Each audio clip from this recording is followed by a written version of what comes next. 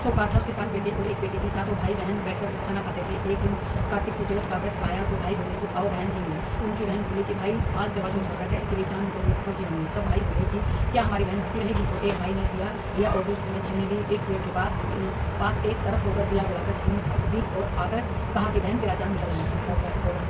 तो वह भाभी उनसे पूछी कि जाओ आओ भाभी अर्घ दे दो। तो जब भाभी बोली कि बहन जी तुम्हारा चांद निकला है, हमारा चांद तो रात को निकला है। तो उसने देवी की अर्घ दे दिया और भाइयों के साथ जिम्मे बैठ गई। पहली रस्सी में बाल आया, दूसरी में पत्थर निकला, तीसरी रस्सी में बहन को लेने आ गया और बोला कि बहन का पति बहुत बीमार है, जल्दी से भेजो। तब माँ बोली कि साड़ी पहनकर ससुराल चली जाए और सोने का टका पर लेकर बांध दिया और कहा कि रास्ते में उन्हें कोई भी मिले उसके पैर छू कीजिएगा और उनका आशीर्वाद दीजिएगा। सब लोग रास्ते में मिले और यहाँ यही आशीर्वाद देते थे कि ठंडी हो, सब खेलने वाली हो, वाली साथी वाली की बहन हो, तेरे भाइयों को सुख दे। परंतु किसी ने भी स्वाद का आशीर्वाद नहीं दिया। ससुराल में पहुंची तो पहुँचते ही दरवाजे पर छोटी नंद खड़ी थी। तो उसने उसके पैर छुए। नंद ने कहा सीढ़ी से पुत्री हो, सातों पुत्रों की माँ हो, तेरे भाइयों का सुख मिले। तो ये बात सुनकर जो सोने का टका था माँ ने दे दिया। वह खोलकर माँ ने दिया था, वह खोलकर दे दिया। अंदर गई तो सासू ने कहा कि उस मंदिर पे जा, मंदिर है वहाँ जाकर बैठ जा। जब वह ऊपर गई तो देखा कि उसका पति मर रहा है। तो वह रोने लगी। उसकी सासू दासियों से कहती है कि वह ऊपर पड़ी है, उसे बची हुई रोटियाँ दे आओ। शॉर्ट बता के रखी लगाती मुझे पहले तो देखो यहाँ से जब ऊपर गई तो उसने देखा कि उसका पति मर रहा है। तो वह रोने चिल्लाने लगी। उसकी सासू दासियों से कहती है यहाँ कुछ और होना चाहिए। कहती है कि वह ऊपर पड़ी है, उसको बची हुई रोटियाँ दे आओ। इस प्रकार मन से की चोट आई और बोली कि करवा ले भाइयों की प्यारी करवा ले, जैसे चांद उगाने वाली करवा लो, ज़्यादा भूख वाली करवा लो। तब वह चौथ माता को देखकर बोली कि मेरे को उजाड़ा है तो तू ही सुहाग हुई, मेरे को सुहाग देना पड़ेगा। तब चौथ माता ने कहा कि रोज मास की आएगी वह मेरे से आएगी, वह मेरे से बड़ी है, वही तेरे को सुहाग देगी। इसी प्रकार चौथ माता भी आगे चली गई। माँ की फार्म की चैत की बसा की जेठ की अषाढ़ की शांत की भात की सारी चौथ माता इस जवाब को देती चली गई कि अभी चौथ आएगी। उसने उससे उससे बाद में अश्विनी की चौथाई कहा कि तेरे ऊपर कार्तिक की चौथ माता वही तेरे को होगी। तब उसके पैर पकड़कर बैठ गई। यह सुनकर चली गई। बाद में कार्तिक की चौथ माता आई और उससे में बोली कि भाइयों की प्यारी करवा ले, घर में चांद उगाने वाली करवा ले, ज़्यादा भूख वाली करवा ले। उस सरकार की बेटी पैर पकड़कर बैठ गई। वो बोली कि चौथ माता मेरा स्वाद तेरे हाथ में है, तेरे को देना पड़ेगा। चौथ माता छोड़ अपनी अज्ञानी मेरे पैर को पकड़ कर बैठे हैं। तब है बोली कि मेरे से बिगड़ी थी तुम्हें सुधारोगे। बोली कि मेरे से बिगड़ी थी तो मेरे को सुधार दिनक से मेहंदी मांग में से सिंदूर और पिछली अंगूठी का छीटा दे दिया। उसका पति उसको कह दिया। बोला कि बुझ है। तो वह बोली काहे के काहे के सोए, मेरे को तो 12 महीने हो गए, मेरे को तो कार्तिक की चौथ माता ने सुहा दिया है। तो वह बोला कि चौथ माता का उद्गम करा। तो उन्होंने चौथ माता की कहानी सुनी, खूब सारा चूरमा बनाया। दोनों आदमी और झीम कर चौपड़ खेलने लगे। नीचे से दासू चली रोटी भेज दी। दासी से आकर कहा कि वह दोनों चौपड़ खेलनी है। सास देखकर खुश हुई।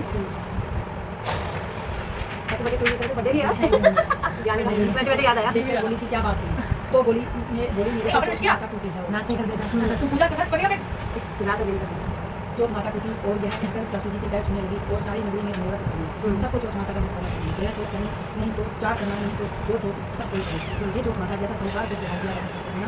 मेरे को भी कहते सुनते सब परिवार को विनायक जी बन एक गुड़िया माई थी यही है एक अंधी गुड़िया था जिसके एक बेटा था और बेटे थे। वह बहुत गरीब थी। वह हमेशा गणेश जी की पूजा करती थी। तो एक रोज गणेश जी कहते हैं गुड़िया माई कुछ मांग रही नहीं तो अपने बेटे और दोस्त से पूछा। तो वह अपने बेटे से बोली, बेटे ने कहा कि माँ धन दौलत मांग लो। फिर अपनी बहू से पूछा तो वह बोली कि सासू जी पोता मांग लो। तो गुड़िया माई ने सोचा कि यह दोनों तो अपने मतलब की चीज़ मांग रही हैं ऐसा पड़ोसन से जाकर कहा कि मुझे विनायक जी ने कहा है कुछ मांग ले। बेटा तो कहता है धन मांग, वो कहती है पोता मांग। तब पड़ोसन बोली कि ना तू धन मांग ना तू पोता मांग, तू थोड़े दिन की जीवित रहेगी सो तू बीड़ा गोड़ा मांग ले। उसने पड़ोसन की बात भी नहीं मानी। बेटे बहू के मतलब की थी और मेरे अपने मतलब की भी मांगना चाहती थी। तब दूसरे दिन गणेश जी आए और बोले कि भैया माई कुछ मांग। तब मैं बोली कि दीदा घोड़ा दे, पोता का सुख दे, अमर सुहाग दे, निरोगी काया दे, करोड़ों की माया दे, बेटा दे, पोता दे, प्रपोता दे, भाई भतीजा व सारे परिवार का सुख दे, मोक्ष दे। तब गणेश जी बोले भैया माई तुमने तो मुझे ठग लिया, सब कुछ मांग लिया, सब मिले। और गणेश जी ध्यान हो गए।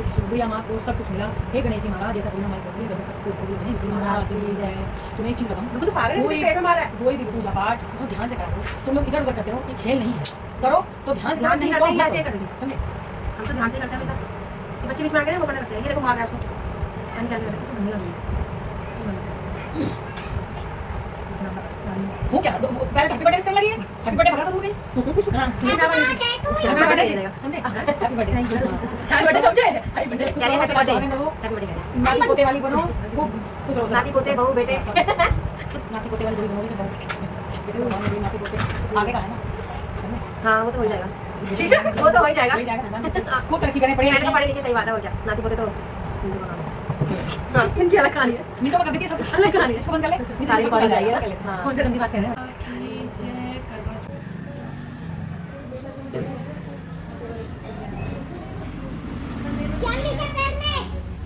तेरा लोटा ज्यादा है, तू थोड़ा सा रोक लीजिए, ठीक है? हाँ, सीधे जाना।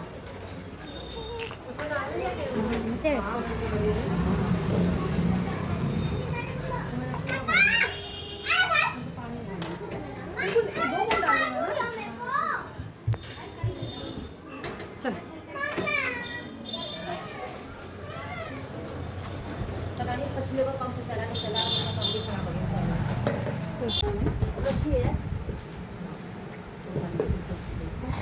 निरोगी का है सबसे खुश रहो, थोड़े पतले हो जाओ। सौभाग्यवती रहिए, वो तो रहोगे उसमें।